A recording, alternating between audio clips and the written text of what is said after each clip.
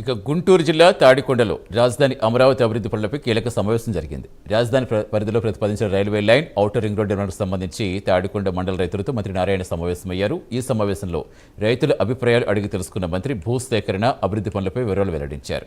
MLA Tenali Shravan Kumar, CRDA additional commissioner Bhargav Tej ఈ సమావేశంలో పాల్గొన్నారు.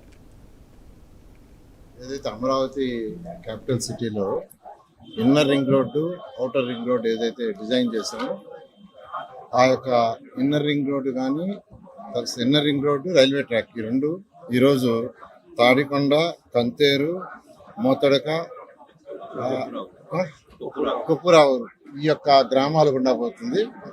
అయితే మొదట ల్యాండ్ అక్విజిషన్ ద్వారా తీసుకోవాలని యాక్చువల్గా నిర్ణయించాం.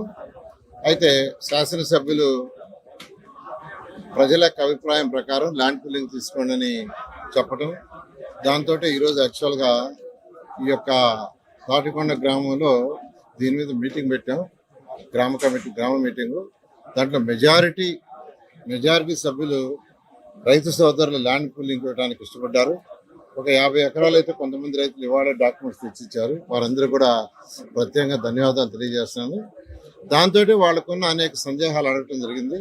ఆ సందేహాలన్నిటికీ సమాధానం కలుగుతుంది. మెయిన్గా ఇప్పుడే శాసనసభ్యులు చెప్పినట్టు ప్లాట్లు ఎక్కడిస్తారు, మాకు ప్లాట్లు ఎక్కడిస్తారంటే దానికి 2-3 రకాల డిజైన్లు చేయిస్తాము, మీరు చూడండి, మీకు ఎక్కడ కన్వీనియంట్ ఉంటే అక్కడ ఇస్తామని చెప్పడం జరిగింది. ఈ విధంగా ఈరోజు ఈ గ్రామంలో ఈ మీటింగ్ జరిగింది.